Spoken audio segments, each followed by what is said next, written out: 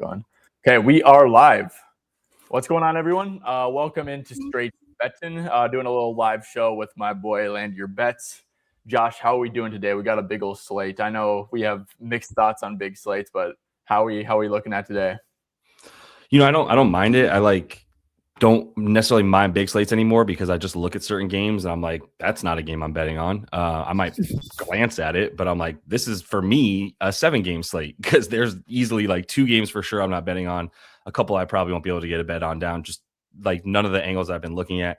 I'm not in a rush to like go bet on the Mavericks when I haven't even looked at their anything for forever because I'm like, I don't feel like taking the time to figure out which guys were in with which ones in recent games and whatever. So a little bit of that going on, but it makes it easier to just go right into what you like and just stick to the stuff you know a bit more, No, I agree completely, dude. I think it's like a detriment almost like to your, because your brain can only like compute so much shit in a day, dude. Like honestly, like if you spend it like trying to like, oh, but like the Wizards play the Pacers today, dude. I haven't like looked at a prop in a year, but I'm gonna like look at it and spend like an hour looking at that shit. Like, dude, that shit's just like a waste of time, I think. Complete. I completely agree with that, dude.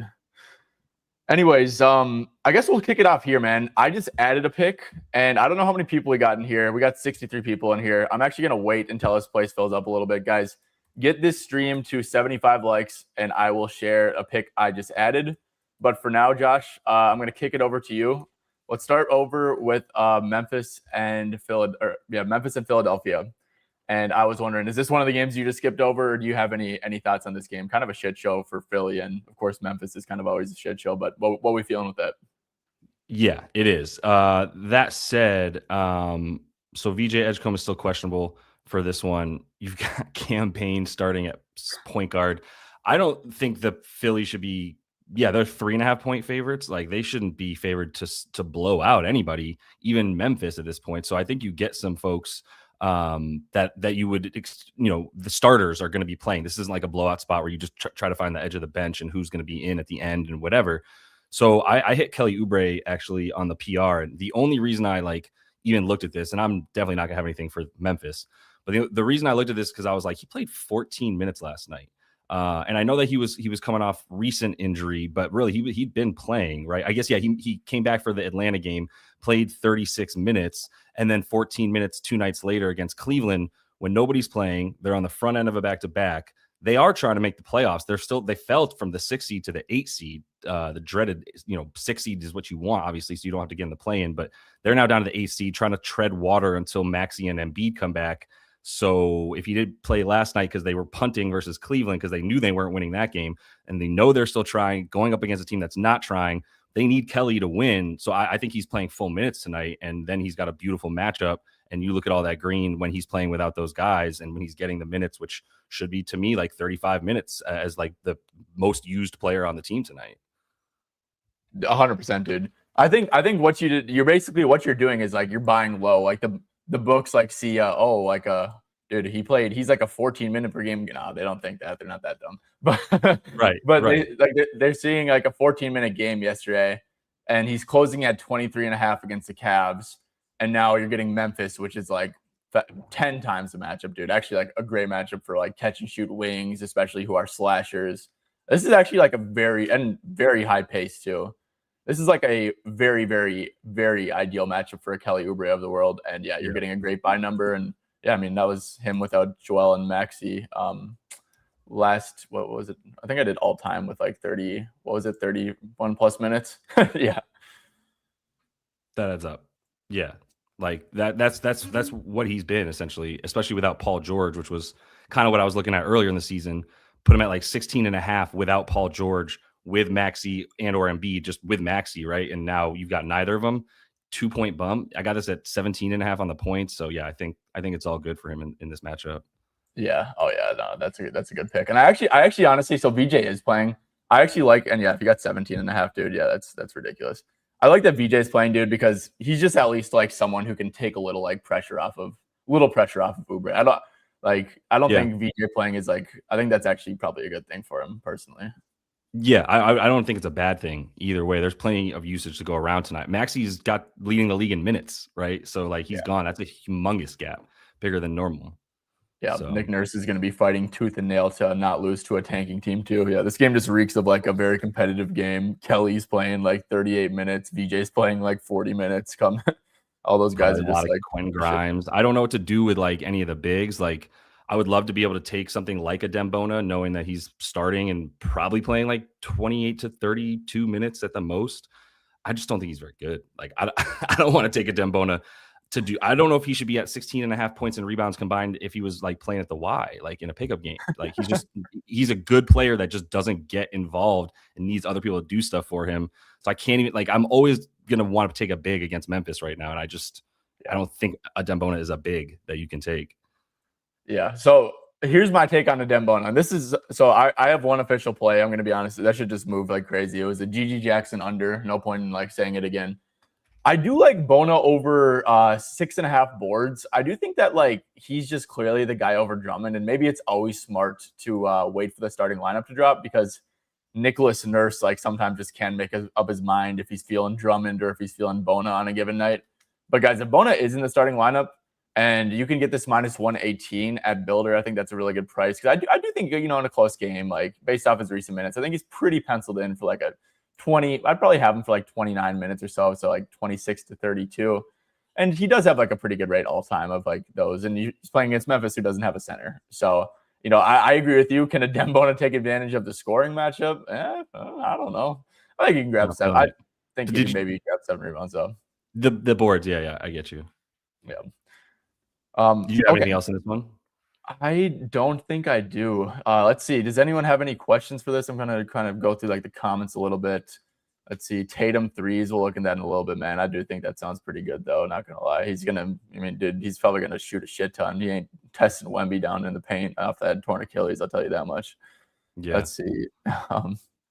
Okay. I don't think we have any questions for the Grizzlies and 76ers. And guys, reminder, guys, get this video to 75 likes and I will drop my official play that I just locked in. But for now, we are going to actually, I'll talk about one more that I like. So I do think like these Grizzlies are like pretty consistent with their minutes. And one person, like they do hockey subs. I know you said you haven't been watching the Grizzlies a lot, but I kind of like recently picked up on them. And I don't know if this is ever going to load, or it's going to load, but it's going to take a little bit. But basically, dude, they're running hockey subs. And in the games with like Ty Jerome, Omax, I think it was like I did since let's see here. I think it was like since Jaren got traded, so like that Kings game or so. But yeah, they're running hockey subs, and like all of his minutes are basically alongside Ty Jerome, and like his like few spike games, dude. I mean, look at how he went over, right? Like 3 for 4 from deep, 4 for 5. Like, are you kidding me? Then against the Nuggets, 2 for 3 from deep, 6 for 7. And then this 7 for 8 from deep. That was against like he was getting guarded by Donovan Clingan, who was just sitting in a drop. So I kind of like Omax under 10.5 points, and yeah, under on like, that. The only thing about Omax is like there's actually a few guys I think on Memphis that aren't getting capped on their minutes, and you have to be bad enough for them to not cap your minutes so that you know they make sure they keep losing. Right, like Cam Spencer got pulled because he had like 12 points in 16 minutes, and they're like, get him out. He can't be doing that. Omax is not someone that's going to do that, so he'll get to stay in the game. But then it's the push pull of like he'll get more minutes. But what's he going to do with those? Like he did go over the PR in this last one, like you're saying. So there's those random ones, but that's the only fear for me is like consistently, I think he can be relied on for like 20 to 32 minutes, basically. Yeah. So the minutes are kind of up in the air. This is what I want to quick show you though. So if you do like I said, they're doing the hockey sub thing where like basically all of his like quite literally all of his minutes are with Ty Jerome on. And if you do since, let me make sure I have the date right, since the deadline with Ty Jerome on, Omax Prosper, and you do like, I don't know, let's give him like 25 minutes. He's only at 6.9 points. If you want to like go down here, you can see Omax's usage is down like 6.1% versus his season average. His points per 36 are down 7.3. So I don't know. That's my one opinion there is on like, I don't know. He's not even like rebounding. I guess he's getting some dimes in there, but I think your point is good. And that's my only like, not even like telling you it's a bad bet. My only thing to think of would be like if he is getting 30 minutes because you put him for 25 there and it's like I think he's getting to 30 just because he's bad enough. It's weird to say. No, that makes sense. When you're tanking, you gotta play the losing guys. Yeah. Let's see. Okay, cool. Anyways, guys, I'm about to share a pick I just made real quick. So what I just played, and this one's kind of Greece, and someone was talking about it a little bit. Actually, kind of Greece. This is like insanely Greece. I played a Miles Turner over rebounds prop, dude. I know it's like pretty gross, dude, but like the Suns aren't a very good rebounding team, first of all. Like if you do like last 10, 21st in rebounds allowed, last 15, they're 28th in rebounds allowed. If you want to go to like the season, they are allowing their 21st in rebounds to centers. They don't have Mark Williams. Oso is not really like a presence on the glass whatsoever. And I think the biggest thing, the reason why I played this though, is you have two big men, Portis and Sims, who are midday downgrades in the injury report. Like midday downgrades, I feel like have a pretty strong chance of not playing. So like realistically, dude, I'm not asking for like both of them to sit. I really just want one of them to sit, either Portis or Sims. And given that they were both midday downgrades, I do think there's a pretty strong chance of that happening. And dude, like Turner's minutes have been so shit recently. The Bucks, dude, so many of their games are just blowouts and stuff. And but yeah, this is like a 1.5 point spread. Giannis is playing. I think that this game like should be like pretty close or so. So if you do games like with Giannis, I do think if you get one of them sitting, you'll get Turner. He's probably like a 25-minute guy in a close game at this point, maybe 24. But I do think you'll get if one of them sit, you'll get him at 28 minutes, dude. So I just did basically Giannis with Giannis and 26 to 32 minutes. This is hit rate, man. So just like really like a minute thing. I think it's a pretty solid matchup. You're getting some plus money out there. DK's got a beautiful number. So, dude, I know it's greasy, Josh, but like, I don't know. What's your thoughts here on Miles Turner? It's funny because I went to Miles Turner to be like, what can I get this under at? Like that's what I went to look at for everything. Comes up, it was like 8.5 points. It was like the Reeves down here at 4.5. What's that number that you get on it? Plus money? Plus 133 at DK. Yeah, that's what it was 3.5. And then clearly went up. So now it's the major juice there. And it was just like I was looking at the model that I have up on my website and was just like, it was like, you got to buy this. You can't sell on Miles Turner at these numbers just based on him playing like 25 minutes, literally. So and I think we had him down at like 21 for the projection. And it was still like, you should probably at the very least not go under on this was all I needed to know. So, so no qualms. I mean, it should be an easy enough matchup for him without Mark Will. Like you're saying, they're going to be much smaller. They're going to be much worse at rebounding than they already are. And this is the weak point for them is rebounding because they're really good at limiting assists and points overall. They play really slowly and choppy, but especially if Grayson Allen's not out there, maybe a bit more misses available too. Yeah, no, it's a greaser, dude. It's not going to be that you're going to probably want to pull your hair out after like 2 rebounds hit his hands in the first quarter and just somehow go to Giannis and shit. Don't watch it. Don't watch. Yeah. It's one of those bets. Just check the box score after the game, bro. Don't be checking the game cast to see. Don't check your real time app or whatever. Just wait to see if he gets it at the end because you don't want that kind of that sweat. No, it's actually gross as hell. Okay, let's go to Pistons and Nets. I think. Wait, I actually have one in this one real quick. Is that? Did you want to get to one more, or did you want to? If you don't want to go game by game at all, I don't care. No, we can get. Yeah, well, let's get this game out of the way while we're on it. Right. That's what I was because I actually have 2 of my bets in this game actually. So okay. I'll just give one for now. We can come back do whatever. I'll just say I love Kyle Kuzma under 7.5 rebounds and assists. I went in on it twice. So nice. I had to bet it again basically. If it's still 7.5, I actually went in. I was impatient because it was 7. It was teetering on 7.5. So the under at 6.5 was plus 113 originally, which I took. And then it's kind of moving back and forth a bit. So I took 6.5 for plus money for 3/4 of a unit, knowing that if it went up to 7.5, I was going to come back in for the under on another 3/4 of a unit because I was willing to have 1.5 units on Kyle Kuzma to not get 7 or 8 rebounds and assists today, basically. With Giannis, it's just a different beast. And the interesting thing is if you look at his stuff with Giannis at the beginning of the season, it's going to look a lot better because he was actually playing minutes, right? There was the games at the beginning of the season, he's getting actual minutes with Giannis. If you just basically either cap him at any like 28 or you basically put him up against like a top 10 defense or anybody top 10 limiting assists, anybody that's not boo-boo Wizards and all the other teams, it's a moneymaker. He's probably at about 5.5 is what this should be at at the end of the day. And I'll take under on the 2 higher numbers than that pretty consistently for him.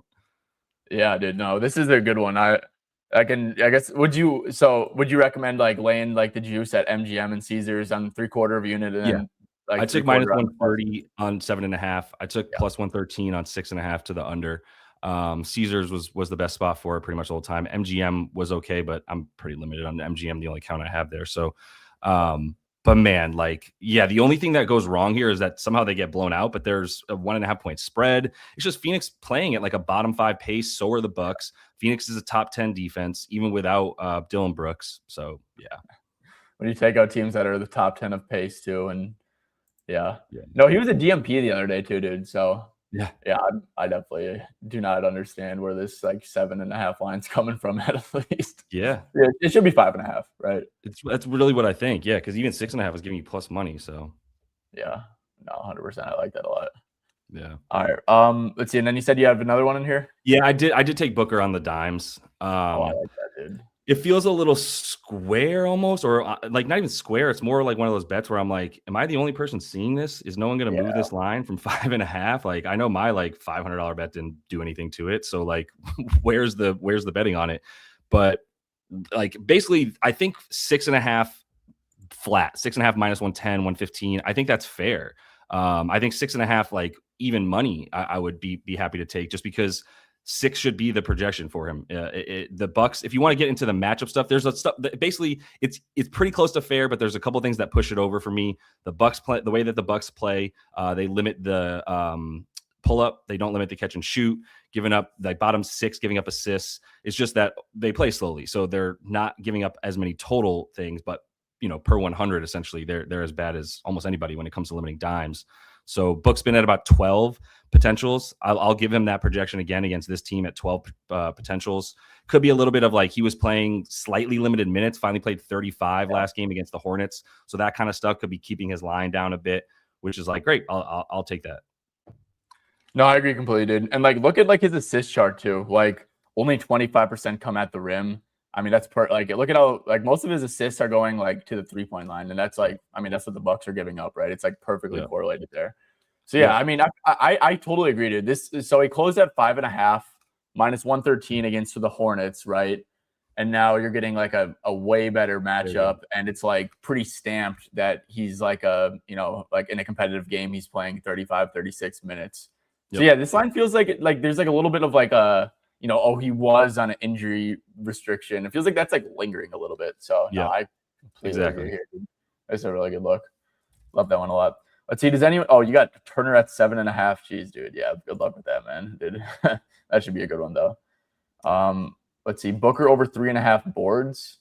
Josh, you got any thoughts on that? Would you go like the RA at 9.5? Do you think? I mean, similar hit rate to. I would need an angle on the boards to kind of feel like I don't have an angle on Booker's boards. I rarely have an angle on guard boards unless it's like, oh, they're playing a team that's chucking 3, so they give long rebounds, or you've got like an under because say like a guy's guarding Cam Thomas for 30 minutes or he's guarding Trae Young for 35. Like then he's not going to be near the boards.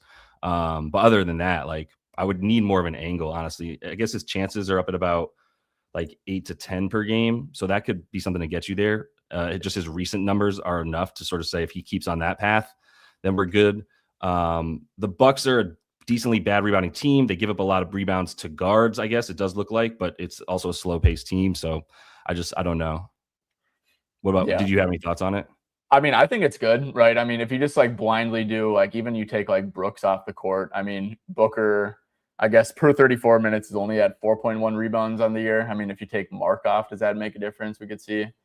I guess with Mark off and per 34, he's at 4.5 rebounds. So it's like if we like the assist, I wouldn't go just rebounds. I would go rebounds and assists. So I think that's just as fine as like the assist play personally.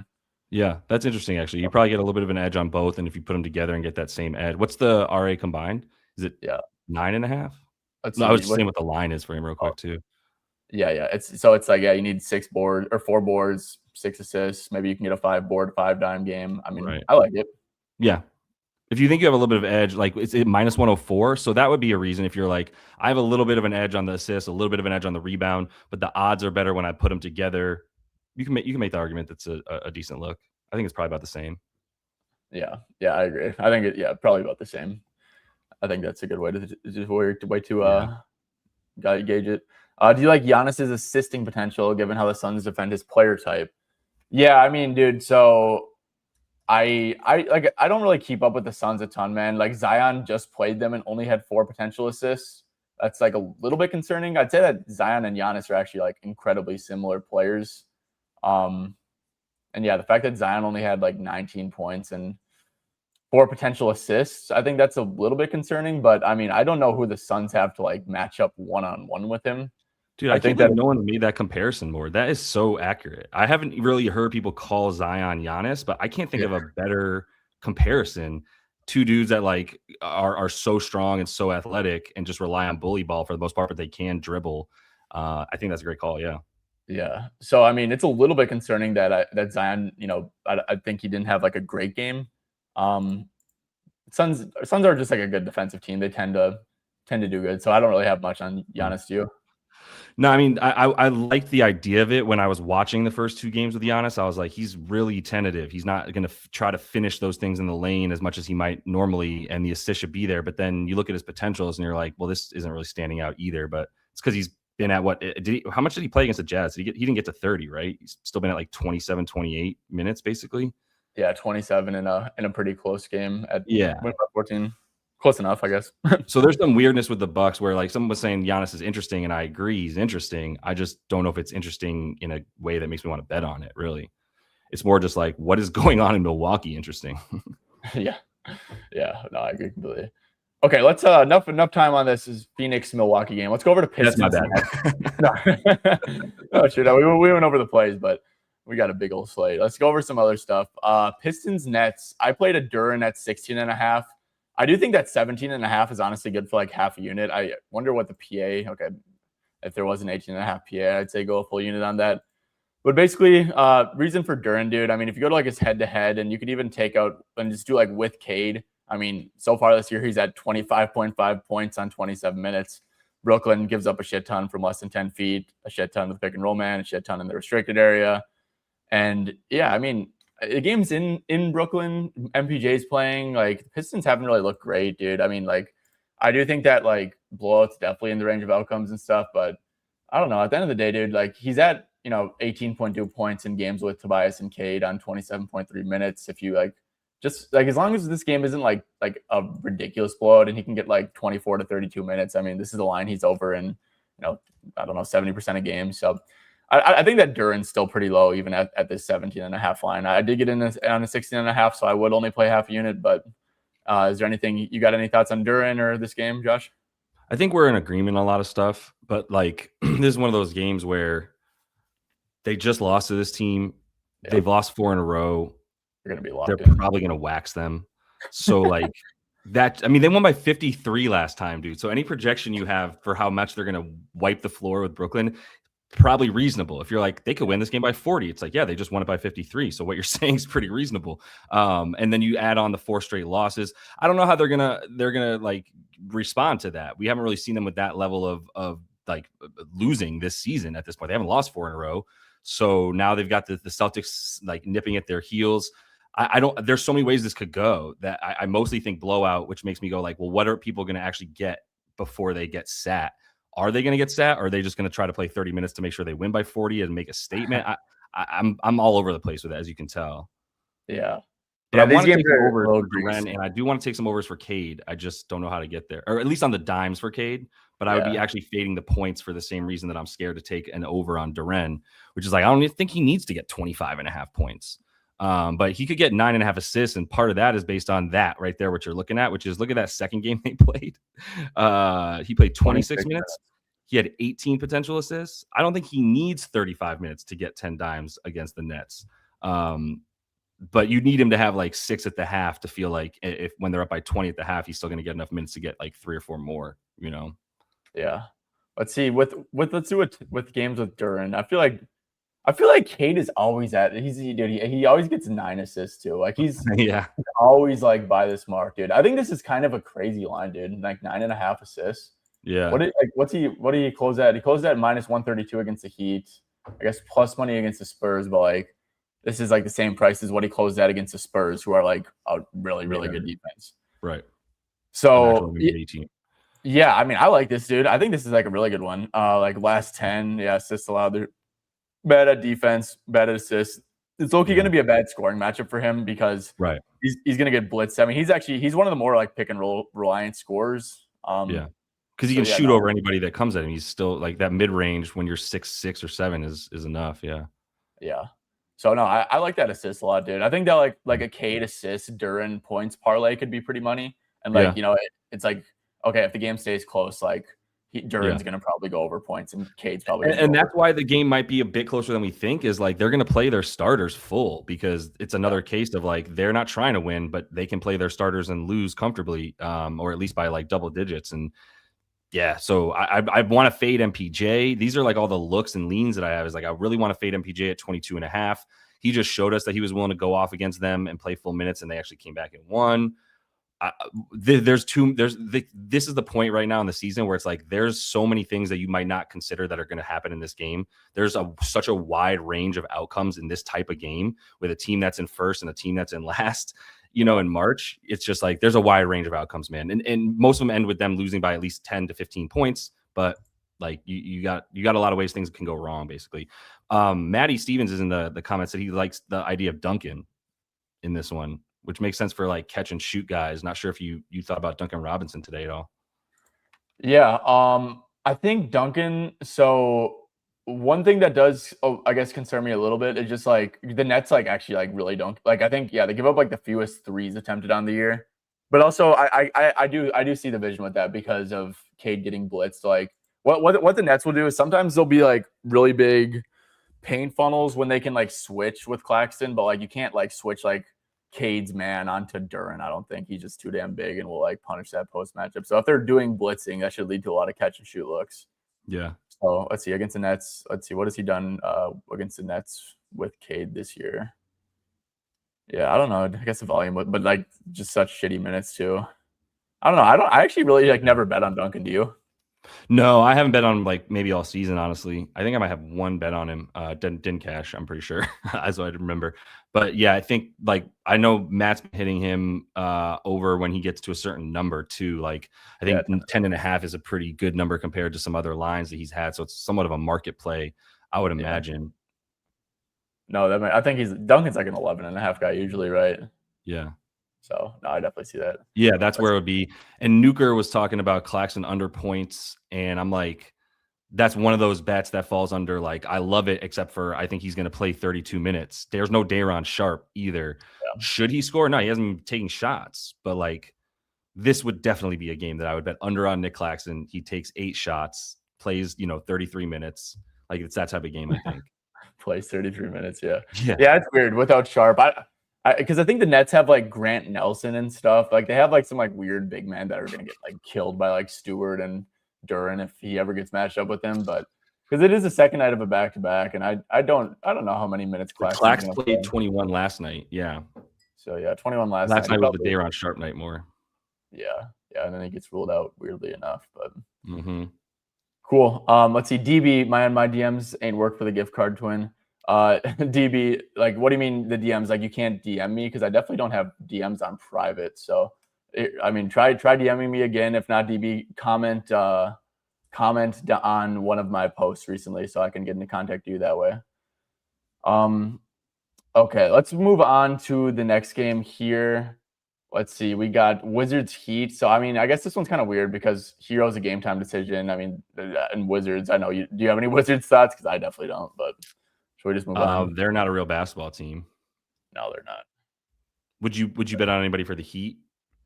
I mean maybe, but like I don't know if Hero's gonna play or not, and I feel like that's like pretty important. And also it's the Heat relevant. guys, dude, like they feel mad high. Like I mean, when have we seen a Hero? Like I guess he was 24.5 last game against Detroit, but like I don't know. He's been on one, and now they're playing the Wiz. Yeah.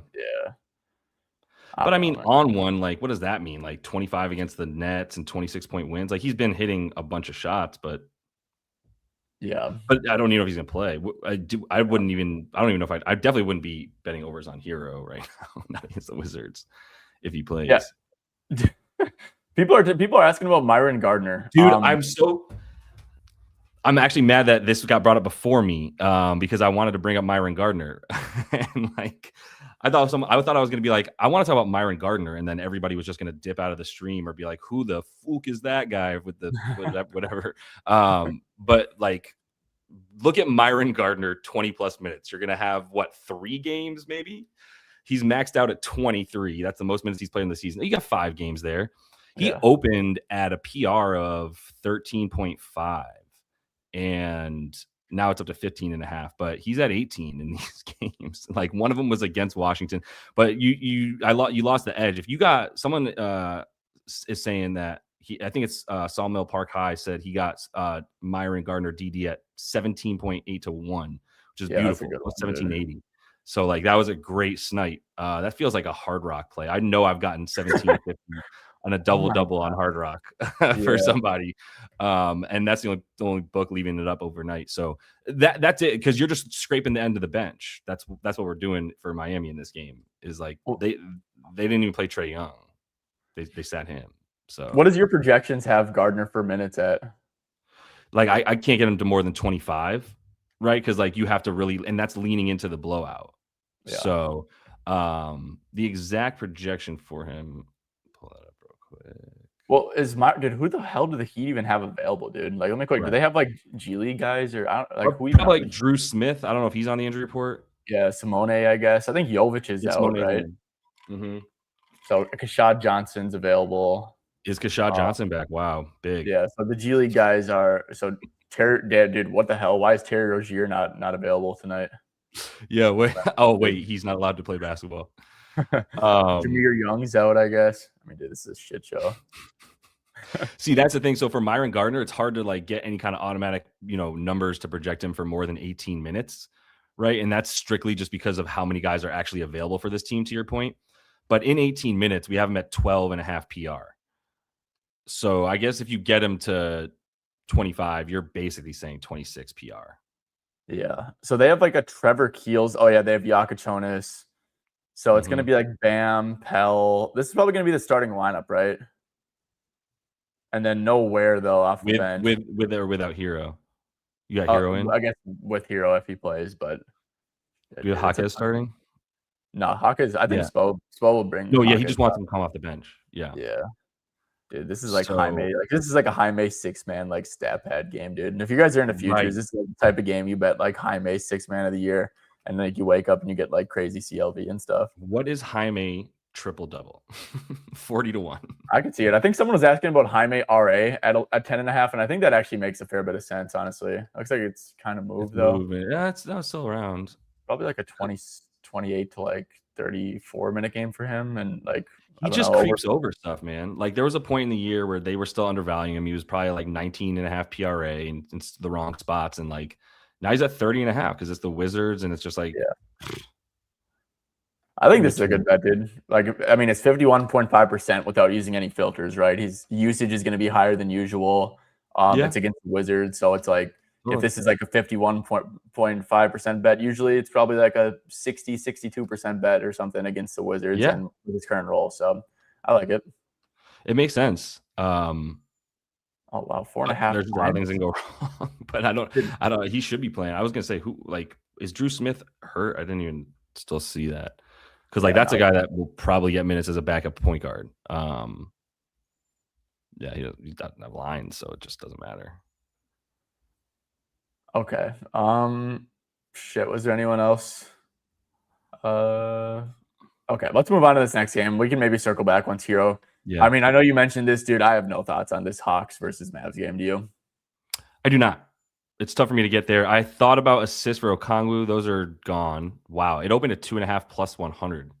Oh, wow. He's been at about 8 or 9 potential assists for Okongwu, running a lot of dribble handoff. Gotta love the dribble handoff, easy assist. Right. And it's like, honestly, he's getting 8 potential assists. And a lot of times you'll see centers with more dimes than potential assists because the guy watching it is like, oh, that was an assist. And he scores at that. But the potential, like the computers are like, that was not a potential assist, because it's a dribble handoff with 2 dribbles to the rim and you get the bucket. But he's getting legit potential assists, spraying to the corners. Like, I think the dimes were good at 3 for plus money. But other than that, man, like this shouldn't be close. The Hawks have won like 6 in a row. They're actually not terrible right now. Yeah. Yeah, no, I think they are terrible. They've just been beating the crap out of bad teams, but this is a very, very bad team. Yeah, should be a close game, dude. Right? I mean, like, I actually kind of disagree with that 10.5 point spread. I think that Dallas has Really? been like kind of scrappy. Yeah, Somebody was asking about Clay when they came in. I tried fading him the other day, and then he played 26 minutes against the Celtics, so that didn't work. Yeah, he's so random. I thought it was that was on a back-to-back too, or Yeah. no, it's weird. He just was going stupid for no reason. Yep. We'll talk about some Coop stuff. I know Matt's talking about Coop points and Coop rebounds and assists. Yeah, so I mean, Coop has something to play for, obviously, right? I mean, he played 30 minutes in a game they lost by 30. Do you know what his? Let me check to see what his first half rotation was looking like, because. Yeah, I mean, they're probably trying to get Coop a rookie of the year, right? Like, so still give him good minutes to get those stats up and stuff. I mean, this is probably a good time of the year for Coop. It's just interesting. I guess he's legit hurt because he had a chance to play against Khan directly and like kind of claim that, but he didn't play in that game against the Hornets. I'm going to the awards real quick. Right away. You say what? And then he played a back-to-back right away, though, like off that. So I don't think he can't be that hurt, dude. He's not dead in the water. He's plus 140 to like minus 170, right, for Khan for rookie of the year. But to your point, I don't know what Dallas's motivation is, but yeah, I think if he's in, he's playing, right? He's playing full minutes when he plays. Yeah, so Coop was at 16 first half minutes. He probably had about, like a 3-minute end of game stint left in the chamber if the game's close. So he's probably like a 30-minute guy. And I guess what we could do too is because Coop's been like on a pretty different level since like, rookies develop and stuff mid-year. I guess what I like to do with Coop is I like to go here and I like to just do like since the new year. I think that's a good time. Make sure to take like Davis and Jaden Hardy, I guess, off the court. I mean, what am I doing taking Jaden Hardy off the court? But Cooper Flagg, if we want to give him like 30 minutes again, I mean, he is at like 21.8, 6.7. The rebounds, the 10.5 feel pretty efficient, but Hawks are definitely like a pace up spot. So I definitely lean over on Coop stuff, man. I feel like this is definitely like he's trying to get rookie of the year, push for the end, and they're going to keep on playing him as such. That's awesome. I like it. Yeah. I haven't bet on the Mavs all season. Didn't plan on it. Like I was saying earlier, it's nothing personal Mavs. Got to like nix out some teams at times. But the chat was talking about VJ for a minute because we missed that he was actually ruled in, and the news came out. I think a couple people put in the chat. The news came out that he's the primary handler tonight. That was Nurse's way of putting it. So obviously you go to the assists and you look at 4.5, and you just think it's a low number against the Grizzlies. But that's not necessarily. I'm not going to look at something and be like that's low against the Grizzlies and not have any other supporting analysis. Do you have any thoughts on it? I'm trying to see if I can find a way to get myself to bet it. No, I think that makes sense. I mean, we could see like let's just go to like Philadelphia, and this is going to be like a baby sample size probably, but like if you do no Maxey, no Embiid, no Paul George, I mean, we got to keep the sample size somewhat big. I guess I don't even want to take off McCain because that's just going to make the sample size. So right. I mean, with these guys off the court, like the big three, I guess he's only at 4.1 assists per 36.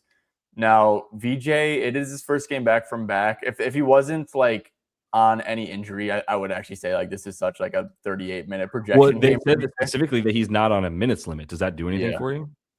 I mean, I'd probably have him at like a 37-minute projection, I guess then. And, I guess a lot of kind of needs to go right for that. But he's at 4.2, but Memphis is definitely a good matchup. I think it's probably efficient, honestly. Because you think, I mean, we could take McCain off too, I guess. So like where he is truly, and then it's up to 4.2. But yeah. I don't know. It's like I don't know that Nurses. I mean, I've never seen Nurse say specifically like this dude's the lead handler. That's like what you have to lean into. You know what I mean? And he could just get some like pin downs to Grimes assist. Like Grimes is coming off of a pin down or some shit, and just like an easy assist that way.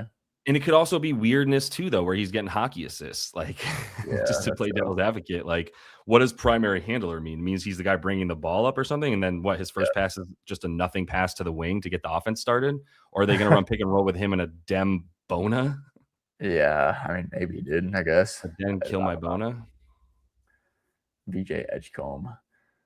Okay, let's move on to. I like Raptors, it, but yeah, I don't know if I'll be hitting it just to finish the point. My bad. Go ahead. Yeah. Okay. Yeah, I don't know about it either. I think that's kind of a weird one. Yeah, Raptors Rockets. I honestly did not look into this game at all, dude. I think my gut's telling me that I kind of like Reed Shepherd. I just think it's like I don't really think his minutes are a fluke, and I kind of actually think that Tar Eason might get moved to the bench, to be honest, dude, because like he's been like brutal. Like he's kind of like a natural like 6-man spark guy, I think, anyways.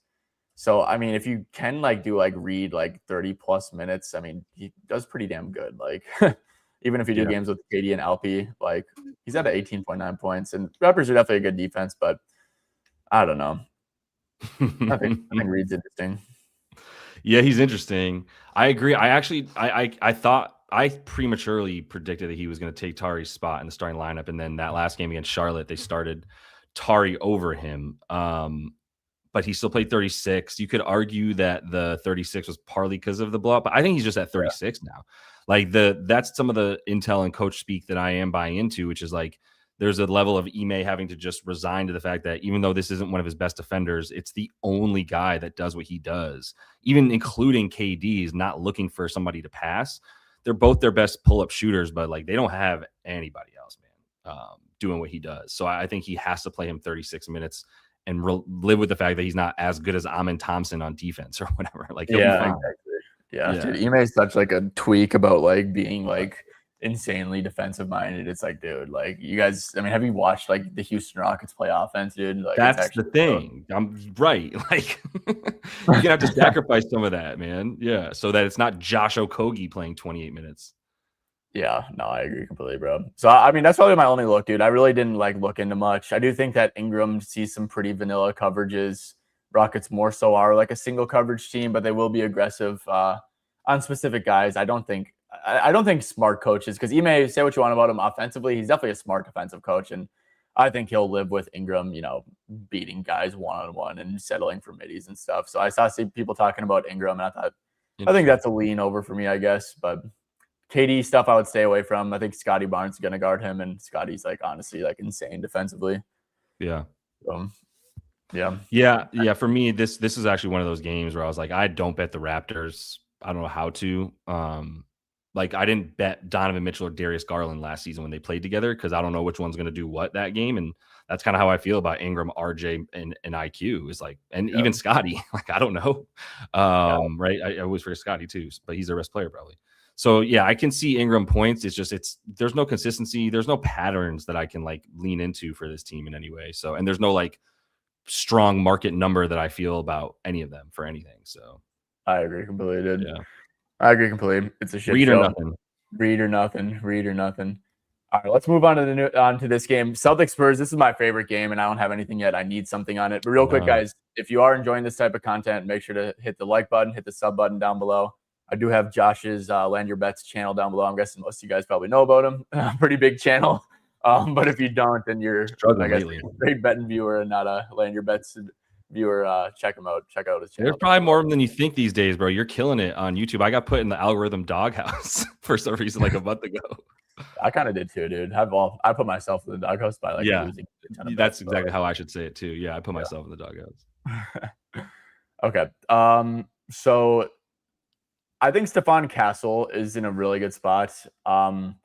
We don't have a 3-point line at FanDuel for whatever reason, but I do think like this builder line, this DK line, like if I'm going to play it at some point, like regardless attempts and stuff, Joe Mazzulla will just leave like the worst offensive player and like a non-shooter open. And like he does it, there's defensive schemes do a really good job of making those guys like beat them.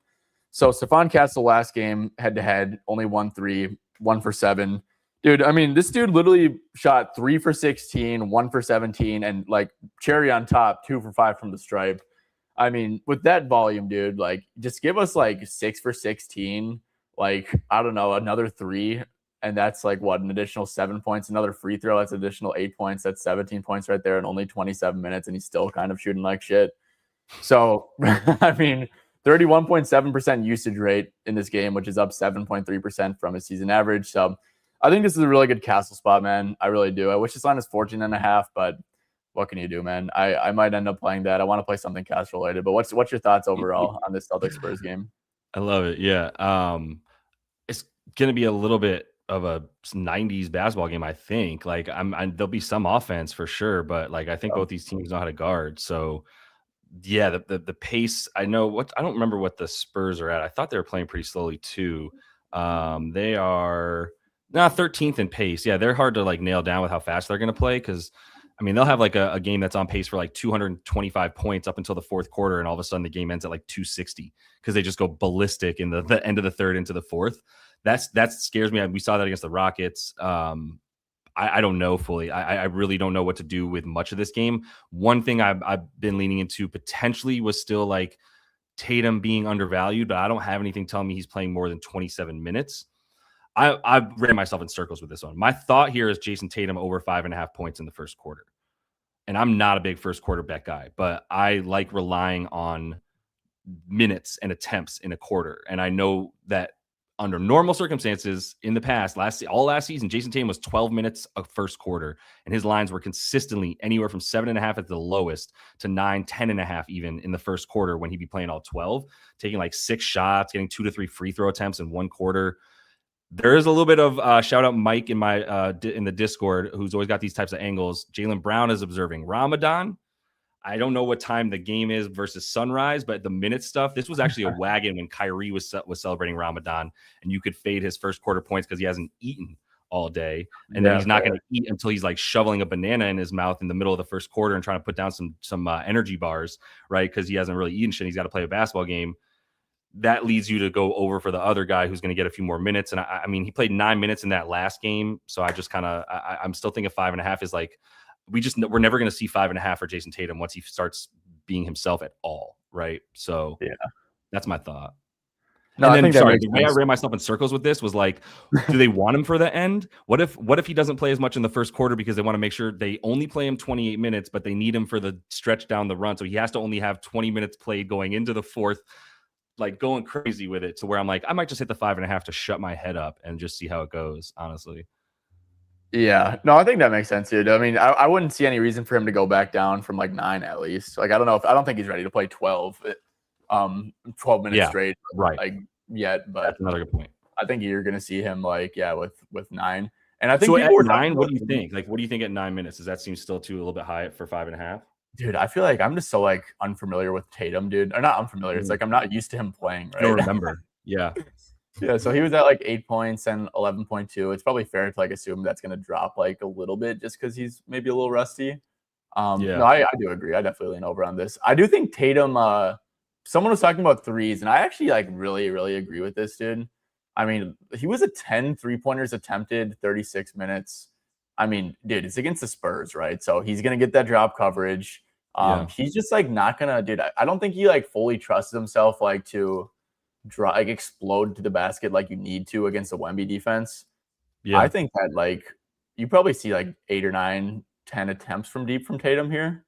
And yeah, it's like I don't know. I think that's good enough volume. I'm not saying he's the most efficient 3-point shooter, but like I'd lean over. No, 2 for 9 is not efficient. But I don't hate the threes. He's just cold, like, which makes sense. Like, he hasn't played in an NBA game, but these last 2. So if he's taken 9 to 10, yes, great. Like, I completely agree. He took 8 and 27, 9 and 27. So like, don't hate it. Really don't hate it. Yeah, I think like, what is he like? Probably like a 37.5% 3-point shooter for the most part. So yeah, I think 3 of 9, 3 of 8 even is okay. Yeah, Celtics are gonna have to be bombing away from deep. That's for sure. Derrick White was a thought too on this, just while we're talking about threes for the Celtics. Yeah. I thought it was interesting that the reasoning that somebody brought up in the chat was the drop defense, right? Obviously, nobody wanted to go into the paint. Makes total sense. Derrick White took 17 against him last game. Maybe you talk about the revenge a little bit. I don't know if Derrick White has any reason to be mad at the Spurs when they traded him and then he won a championship and turned into this Derrick White. So I don't know if that's relevant, but I do think the threes for somebody makes a ton of sense, you know. Dude, look at this is White with Brown and Tatum last year, like 70 point. I mean, dude, because like his volume has been like, or his percentages have been kind of shit this year. Well, probably because like he has to self create so much shit. It's like being with like Brown and Tatum's gonna create him some like really high volume or high quality looks, and there's no Peyton Pritchard too, which is actually we probably should have mentioned that, right? He's a I suppose that's relevant. Yeah. Yeah. It's a pretty significant piece, I'd say. Yeah. No, Derrick White 2.5 threes feels like mad low, dude. Like that's the one. Yeah. More than Tatum the first 2, but like who cares? Dude? We have like a big ass sample of last year and the year before that, dude. Like I mean, 53.8% the year, and then 70.5%. So yep. I think that makes sense. And he was straight up off against Cleveland, took just 3 threes. They won by 11. Doesn't make you love it, but like the couple thoughts. I mean, I have a lot of thoughts on that, but more importantly, like I think he is good for 7 attempts. I think that's like the floor. Yeah. And I'm not trying to, I think it's still going to be a good look for Derrick White. I think that's a bet I might hit here. Yeah, I agree. Okay, does anyone have stuff on this game? Let's see. No Fox unders, Josh. He already gave you shit for that. I already gave him my middle finger. But to be fair to me, Derrick Fox was Laker. De'Aaron Fox had 5 PRA at the half, motherfuckers. So come at me with that. That he finished with the like 31 in the game. But yeah, the De'Aaron Fox under train has officially resided for a bit. Yeah, I kind of actually like Fox's overs too, because the Celtics just play like a lot of drop coverage. I mean, dude, like this 50, I liked it at 16.5. I think this is a pretty good look. Like the Celtics, like if you do like last 10, dude, they're giving up like a shit ton of pull-ups, like last 15. Like they actually don't really allow catch and shoot stuff anymore, except for if it's a non-shooter. That's like the people who they let shoot. And of course, they still clog up the rim. So it's you got to this changed. Like the beginning of the season, right? They had like reversed their defense and were more of a pull-up, stopping the pull-up kind of defense and blitzing the ball handler. Yeah, I think for sure. And now they haven't. Yeah, because they're all the way back up to top defense against a catch and shoot. So yeah, you can probably. I was actually thinking about going in on Fox unders because I thought they were still playing the same way, and I'm glad I looked at this. Yeah. The other thing though with Fox unders was like I called it correctly against teams he did not need to go over against, but now they're in that stretch of like brutal teams that they're playing. They got the Hornets, they got the Nuggets coming up. They got a bunch of good teams, but I know they want to beat this one. This is one of the good teams that he's going to get minutes for. So I think the 15.5 is an idea. I agree. This is like Harper, I think, correctly priced, but like this is like such a Harper under spot, Fox over spot. That's like being talked about. Wemby's gonna play big minutes too. Like they played him 39 against Detroit the other day, dude. That's like I didn't even know that was like in the range of outcomes, honestly, for Wemby in a regular season game. Yeah. So I would think Wemby's around like 35, 34 tonight too, honestly, which I mean it's gonna look pretty good for his stuff. I wouldn't play his overs though. I think Joe's gonna have a trick up his sleeve to slow down Wemby. I just think he's going to go under in something. I just don't know what it is. I don't know if it's points or rebounds. And so I'm just kind of out on that too. But Jaylen Brown RA has been brought up a bunch as well. Not sure if you have any thoughts on that. Yeah. Jaylen Brown RA. I'm not sure, to be honest. I think I know they like to cross match Wemby a lot of the times. I don't know who they put Cade on. Like usually like a lot of like the sweaty teams like will put a guard on Wemby and like a strong guard. So like I think there's a world where they put Brown on Wemby. Yep. I think there's a world. I could be wrong. What can you look up real quick? What was the last game they played head to head? Or did they play this season or they haven't? They did. Let's see. Yeah, good call. I think Brown's gonna play big minutes too, except for it is at Ramadan stuff. So maybe I guess not. But let's see. Rebounds and assists. It's at 11 and a hook. 15. Okay. What day was it? It was the 10th of January. Okay, cool. I'm just gonna look up matchups for 1 sec, but feel free to continue on. I'm gonna pull this up. Yeah. So he played 43 minutes in that game. That didn't even go to overtime, which is kind of insane. I don't think you're gonna see that again. And also I think that like the reason I think they'd feel more comfortable putting Brown on Wemby is because like you have Tatum back. Like that was back in the day when like they would like put Brown on like a bum because he had so much usage on offense and they wanted to like kind of have him relax a little bit. I think that they might challenge JB in some of these assignments because he's a really good defender. They put Jordan Walsh on him for the most part, but they're doing the guard thing. They're doing Jordan Walsh, Baylor Shireman were the guys guarding him. Okay. Really? Okay. So that could be interesting for like under threes, honestly, then, or like under threes attempted because he got up 4 threes. I mean, I don't know what his attempt line's at, but I don't know. Just like whenever you get Wemby getting guarded by a guard, you want to kind of take his under and threes, in my opinion. I agree. That's an interesting thought. Yeah. And the four attempts in the last game kind of seals that. He will shoot it 4 times tonight because like if Derrick White's guarding him, for example, like he's shooting over Derrick White no matter. Yeah, it doesn't matter if Derrick White's jumping up and down. He's just gonna shoot it. Dude, my bad. My dog is losing his mind because he's dumb. Give me 1 second. I can't even hear him. That's good though. All right, let's move on to quick Hornets and Blazers. So, guys, one prop that I'm on, and I think this one became pretty popular, was going to be I played Musa at Musa's PRA at 20.5. This is 21.5 now, guys. I do think that would be fine for a half unit.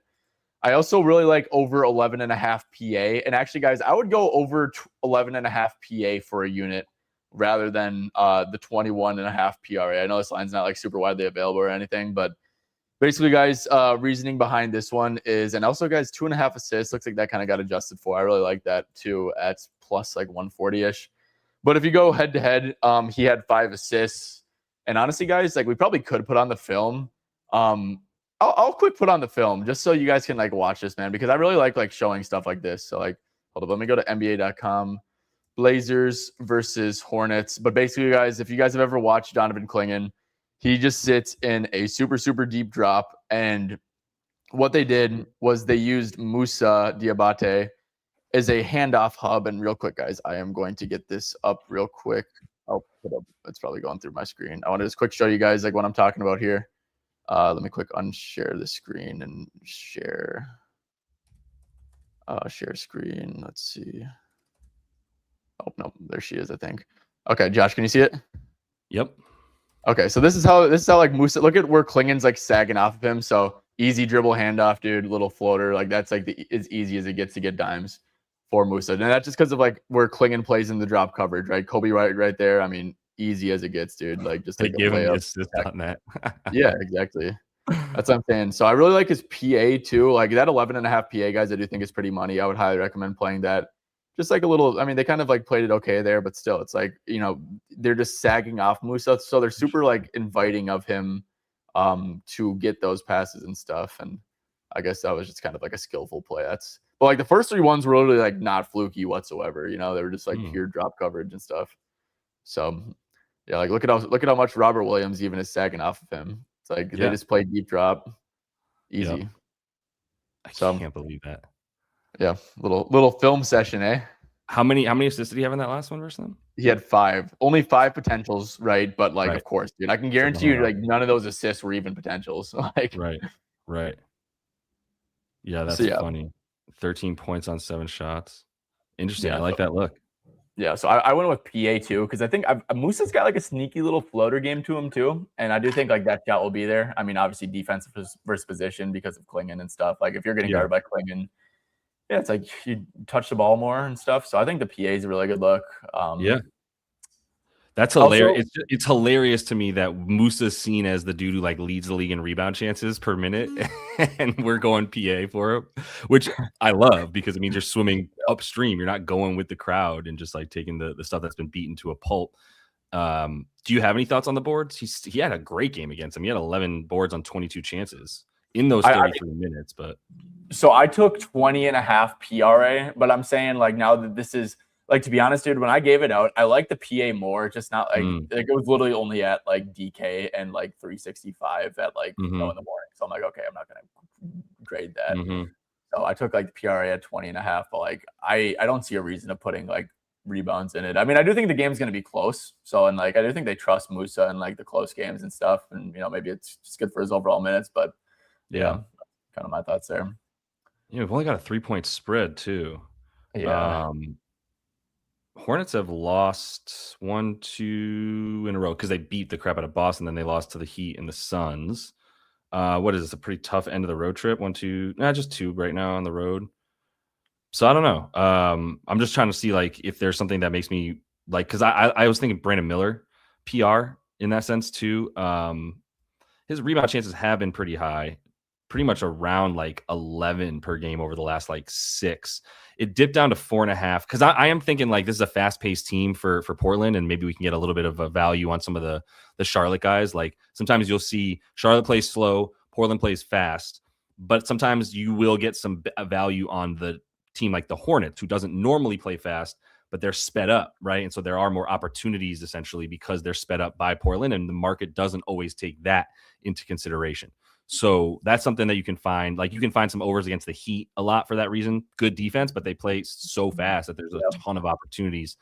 Brandon Miller's a guy that's like I've had a love-hate relationship with because when he's good, he's great. And when he's not, it's It's no sweat either way, honestly, because sometimes it's just like he's not getting this. But yeah, I don't know. That's the look that I would have in this one. I was struggling with the last 3 games here on the slate. Yeah, I'll share this too, guys. One prop that I'm going to be on, I'm going to pull it up on 365. So like obviously this isn't going to be like an official pick or anything. But kind of like, I mean, you saw it in some of those Musa clips, but Portland actually does a really good job of forcing the guards like into the mid-range area, right? Because they don't want to just like let them. They know Klingon's in that deep drop, so it's the guard's job to chase them like off the 3-point line and force them in. Oh, my camera just died. Looks like it. Okay, I think my camera just died. Well, whatever. MacBook screen time, I guess. But yeah, LaMelo. So I'm actually gonna do and I'm not gonna play this yet, guys. So like, and I don't recommend using your 365 account like very like before this far off, before tip off. Oh my gosh, this thing kind of got patched, dude.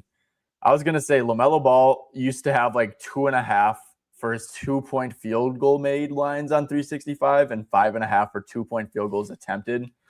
So that kind of got patched a little bit, but I still like it, man. He got up 12 twos against the Blazers, and he's just going to be like wide open in that floater range. So, yeah, I don't know.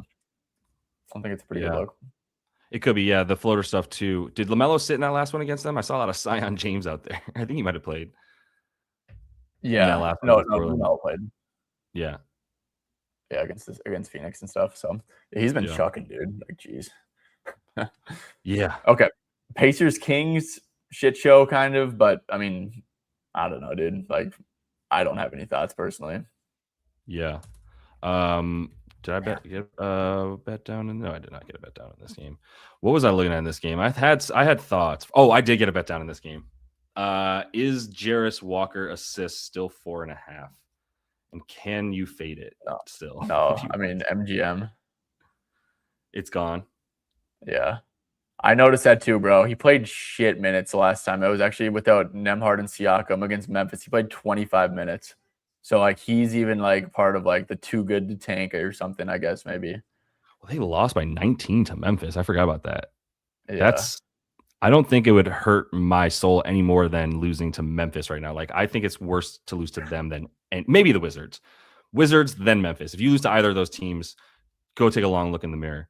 4.5 is just not something this man does. It doesn't really matter who you put in or out or not in or played in this state or that state. Like, he just doesn't get the attempts. He's at 7 potentials in the games he's playing, 30 plus minutes without Nembhard and without Pascal. It's a small sample size, but I was like, is there going to be some weirdness here? And it's like, not even really, man. Like, I guess there was some stuff without Nembhard there. Even if you leave Pascal in, that makes sense. But like, what are we doing with Jarrett? Like, he's not a ball handler. If he gets 5 dimes on like 7 potentials or 8 potentials tonight, still going to feel very good about that bet and just call it unlucky variance at that point. So I thought that the PRA was good at 29.5 to the under as well. I don't know if that number's still around. I was considering 28.5. This sounds mean, but there's a little bit of specific matchup. And this was some of the archetype stuff that we have up on my site, was like the player archetype of Jarris Walker is actually gets limited decently by the Kings, who don't limit anybody else at anything. Like, you could do whatever you want against that team, but if you're sort of like a connector, three level scorer to a degree like he is, then yeah, you're going to be struggling a bit more against this wing defense, which is not great, but at least it's not as bad there. So no, I actually agree completely with that PRA look too, especially like, dude, I mean, like I was actually embarrassing enough. I was actually on his over 3.5 assists against Memphis. And that shit was a shit show, dude. It says he had 8 potential assists. I really don't think he did, bro.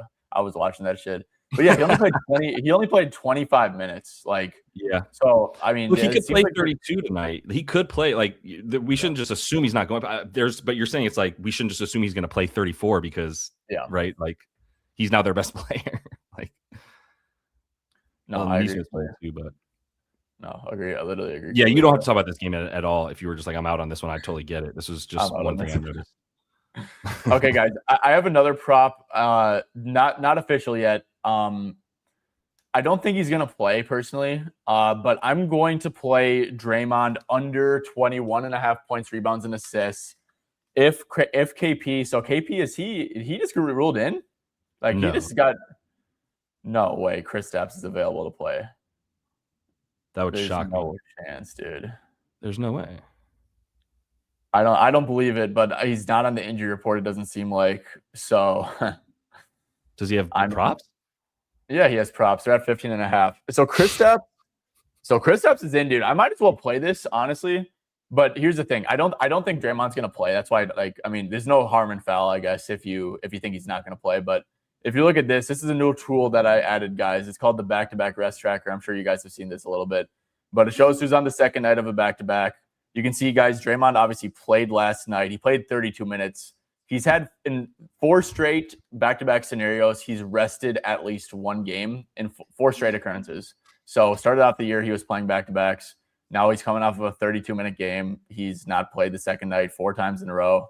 I mean, I don't know. I don't think he plays. And if he does, but that's what I'm saying. If he does play, they clearly care about managing him or whatever on these back-to-backs. So I think that they'd limit his minutes a lot. So it's just basically a minute fade and, KP playing. And I don't know, man. I was on his under against the Thunder. He shot 4 for 6 from deep, which sucked ass. That was actually so brutal, bro. Are you kidding me? The one game. There's nothing worse than watching Draymond sink your under against him because he made a three. He was just pulling up with so much confidence, dude. You don't understand how many times I've bet on him and he's been left wide open and he just refuses to shoot it. I'm and now I have his under and he's acting like Steph. It's come on, bro. That's the sweat. That's my Jalen Wells bet this year. Jalen Wells has been as high as 14.5 points. And I was I don't care if he plays 52 minutes tonight. Even if he takes 12 shots, he's going 5 for 12. He's not getting 16 points or whatever. Same kind of thing. I just don't want to, I won't watch it because I got to watch the shots go up sometimes, for Draymond, but I love it. So, It's just I mean, dude, let's see Draymond. I would probably there's no way he plays 30 minutes in my opinion tonight. Well, he's questionable too still, right? Yeah, if this game's a blowout, they could have him at 18 minutes, 3 6-minute stints or something. I could see that or he get ejected, you know what I mean? Yes. That's real for sure, especially if they're not beating the Bulls by much and he feels he's not getting calls. He's I would love to go to the locker room now, please. No, but also this too. If you go to my site, if you do Golden State Warriors, obviously everyone's basically out. You can take I don't know. I want to keep some sample, so I'm personally just going to do a Steph and Jimmy and Kuminga off. And if you do Draymond, I think 26 realistically is a good projection. I even feel like 24 might be a little bit more realistic. When you factor in the Bulls stinking, but he's only at 18.1 PRA per 26 minutes. So I mean, I don't know. I think you cap him. I think you cap his minutes at 27. Let's see. Yeah, 4 out of 21. He rarely goes over. Should we do this? And then with less than, dude, I can guarantee you the games he goes over just was ridiculous 3-point shooting. It was them keeping it close against the Thunder. It's got to be them keeping it close against a good team, right? Yeah. Is that what you're going to say basically? Well, I was going to say I can guarantee you every time he goes over, it's Draymond 4 for 5 for 3 or some shit like that. That's what I'm saying. He goes out of body, but I bet you all those games are versus the Thunder, versus the Nuggets, versus the Lakers. It's not him going up against the Chicago Bulls, who are going to be playing a ton of who's playing this, Jalen Smith, I guess. Okay, dude. So here's Draymond with 21 to 27 minutes without making 4 threes. Yeah, without making 4 threes. This is what I'm talking about, dude. I'm hitting that. I'm done talking about it. I think it's a good look, dude. I really do. Great look. But also, I just think he doesn't play. So it's yeah. I don't know. I hope he plays 6 minutes, kicks someone in the nuts, and then we get under. Oh, shit. It's always in the realm of possibility that someone's getting kicked in the dick tonight if Draymond's playing. We just got to keep that on the table. Yeah. No, it really is, dude. All right, really that's a bet. I do want to throw this out there. I know someone brought me to, I think it was Anthony Bubba, my guy, but he brought me over to Brandon Miller over 3.5 threes. And I was like, wait, I like under 3.5 threes for Brandon Miller. Portland's defense is actually 9th limiting 3-point attempts. It's minus 150. So if you want to drink that, I don't know. He had 12 attempts against him the time before. So the minus 150 is kind of keeping me away, but I might just get a little bit clever with it and be under 3.5 points with 20 plus or 3.5 threes with 20 plus points or something and get maybe some plus 160 or something ridiculous because it's negative correlation and then move the hell on basically.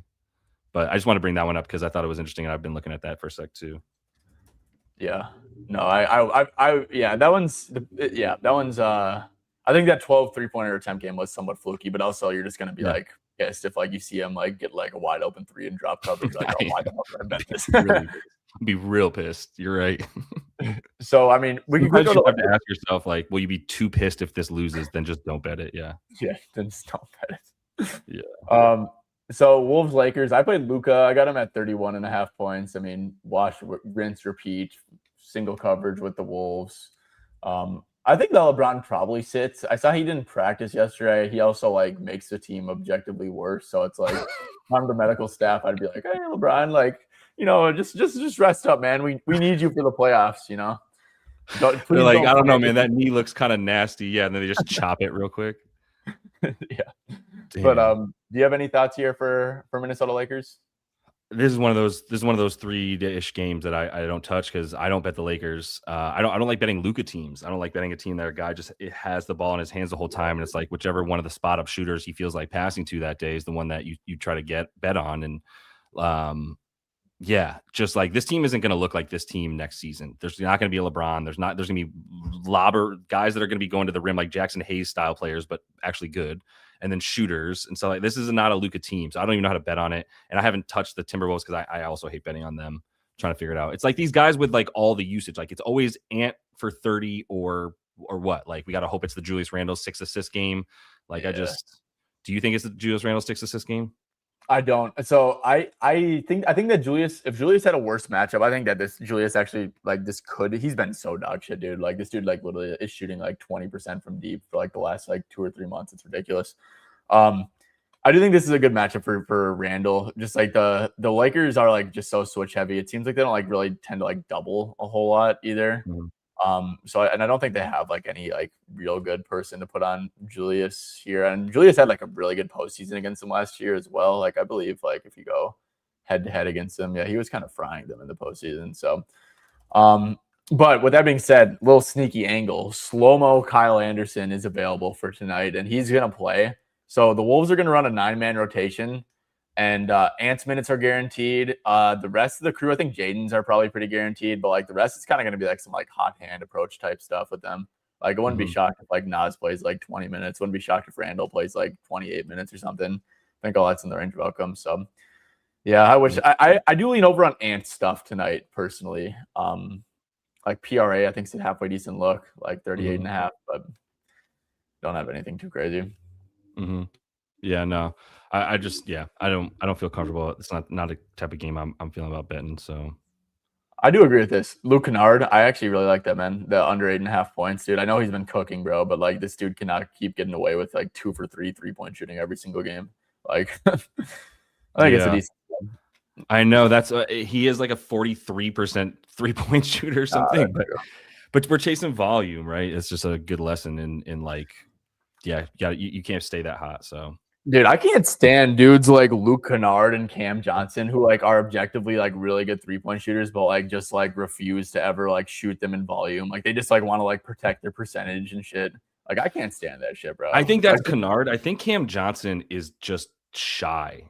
Like Cam Johnson's scared, dude. It's like he's like a freshman playing with the varsity squad, and he's like, I don't know, I don't want to get yelled at. And it's like, how do you play 50 minutes and not have more than 16 PRA? You gotta be. And to be fair, like Jokic is like in control of the usage of everybody, like who he controls the game. But like, man, Cam Johnson, the only reason I don't agree that I hate him is because I've been fading the crap out of him. If it's ever at like 17 or 18.5 PRA, like give me all the under for Cam against pretty much anybody. So. No, I agree completely, bro. Leaky Black and Julian Reese are listed up for the G League, dude. We're earth-shattering information right there. Yeah. Okay, cool. I mean, Josh, is there anything else you got for us, or we kind of just broke down the whole slate? Yeah, I definitely just got in on Draymond here, and we went through all of that, man. An hour 15, hour 20, so a good time. I appreciate you having me on. I finally made it on. I've been on one other time. My bad. I didn't mean to throw shade, but I'm just glad I got the call for the show, for the straight betting show here. Yeah, no, it's always good doing these, man. Whether it's on my channel or your channel, it's always fun just talking hoops and breaking shit down. Good old fun. Are you busy the rest of the week? I might try to get you on later in this week. Dude, I mean, busy, aka streaming, dude. I'm down. Okay, I'll check the schedule on your website. I know you got a nice schedule up of your streams. Oh yeah, that I kind of forget to update. I know you got to update that. I noticed that. Yeah, still fired up. Well, anyways, guys, of course, if you are, you're familiar with my channel, but not familiar with Josh's, which is probably not a lot of you guys, but yeah, make sure to check out his YouTube channel. It is linked down below in the description. Land your bets. Also, he's been talking in the chat a little bit, so I think you could probably just click on it there. But yeah, Josh, once again, thank you for popping on. To all the viewers, thank you guys for tuning in and making this a fun stream. And yeah, we'll catch you guys next time. Yes, sir.